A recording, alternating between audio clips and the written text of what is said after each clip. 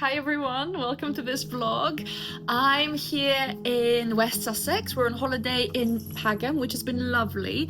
The weather is so moody, in a kind of Taylor Swift folklore kind of way, I guess, if you know what I mean. Yeah, today is our second to last day. We're leaving tomorrow morning, and that means that I've got 2 weeks till we do the Three Graces. It's 2 weeks until we make this film that I'm so passionate about, that I've been looking forward to for almost 4 years. I've been researching, I've been studying, I've been writing, preparing, talking about, thinking of constantly for almost 4 years of my life. I understand that I probably look a bit crazy right now. I think I am. You know, I love it. I love the Pre-Raphaelites. I love this film. I love this project. I love the people that it's about. I love Maria Zambaco, who I'm playing in the film as well. I love Marie Spartali Stillman. She's incredible. I love Aglaia Coronio, who is the third Grace. We've got an amazing team of people. Everyone is so professional and so fantastic. I'm really excited for all of it.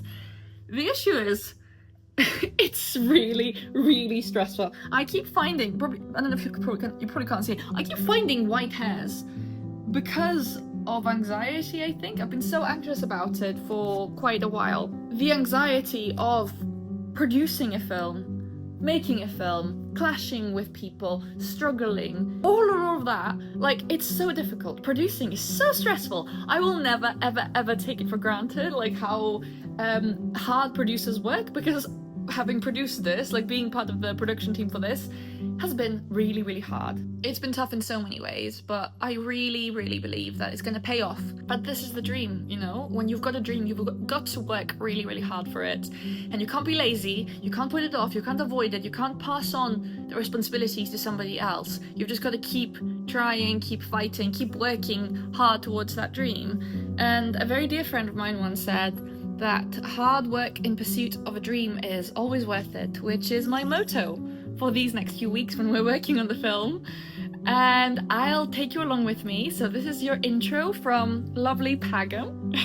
I'll take you along with me throughout the Three Graces, and I'll talk to you very soon. The 2 weeks that followed were intense, with Marilou and I having to source elliptical cage crinolines, which were impossible to get, by the way, and just organising the next couple of weeks. It was exhausting. We did a fitting with some of our main cast in Winchester, which I was very nervous for, but it was very fun. And then we were off down south for the Three Graces. Our first stop was Brookwood Cemetery to visit the grave of Marie Spartali Stillman, the only one of these three women whose grave we hadn't paid our respects to.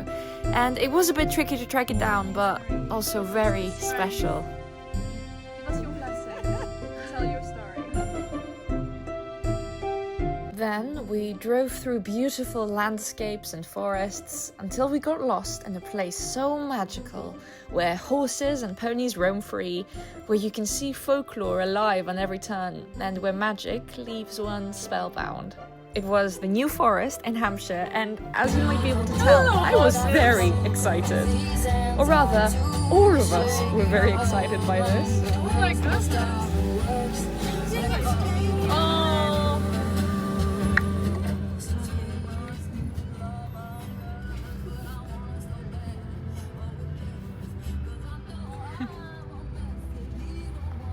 Beautiful.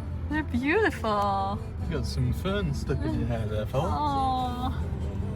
Aww. Are we in a parallel Universe. Aww. We've stepped into a different world. We have. That one's got like an emo fringe, that one on the right. Spanish people turn into horses. Oh god, it's Lanthimos. I guess there's a blue car and they're coming now. He's just fucking, he's right in the middle of our lane. Oh, what's gonna do? She's just standing. Hi, bud. Oh my god. Are you gonna sit or something? Oh god. The village of Burley itself is steeped in rich history and folklore, from the legend of an ancient dragon who made its lair at Burley Beacon until it was slain by a knight after a fierce battle, to the many supernatural stories of people practicing witchcraft and magic. In the 1950s, Britain's most famous witch, a white witch called Sybil Leek, lived in the village and practiced witchcraft and astrology, and she was known to walk around wearing a black cloak with her pet raven on her shoulder. It has come to my attention that the New Forest also hosts an annual fairy festival, which I really must go to next year. Maybe I can convince the other two Graces to come with me? I know they'd love it. After a pretty standard pub meal, we just walked around and enjoyed ourselves. The weather was lovely and all the shops were so fascinating. I absolutely loved seeing all the trinkets and little things, and of course all the references to witchcraft. I thought it was really lovely.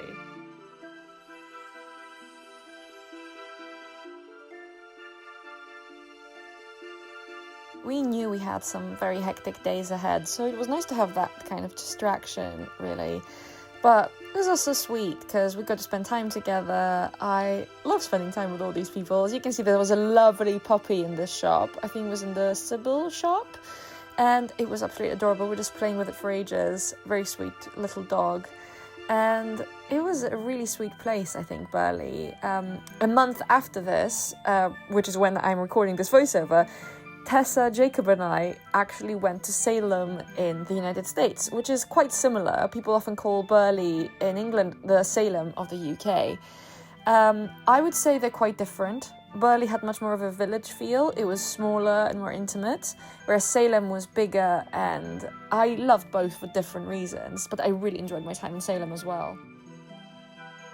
It was nice to vlog about this stuff because it's such a lovely way to capture memories, you know? I'm very new to vlogging, so I might be making lots of mistakes, but I'm really enjoying it as well.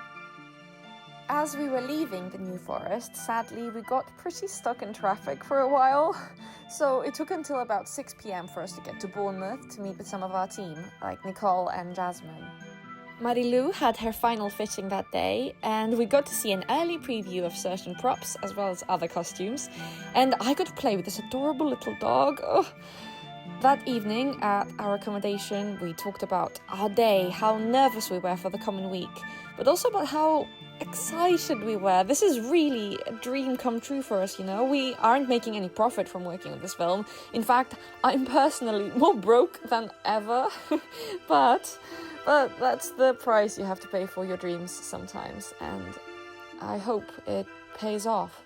I truly believe that if no one is willing to take a bet on you, you have to be the one willing to take a bet on yourself. Now, it won't always be easy, but it will be worth it. That's what I believe, and I may be stupidly optimistic a lot of the time, or horribly catastrophizing the rest of the time, but that is what it is to be an artist and a creative person. So that night, we did a little tarot reading, looking for some guidance on how to handle the coming week, and found it to be strangely accurate. And then I read a poem to the Graces that I hold very close to my heart. Just wanted to say thank you for watching, and stay tuned for my next vlog of the Three Graces, where I take you behind the scenes of the actual film and you get to see an exclusive preview of the Three Graces.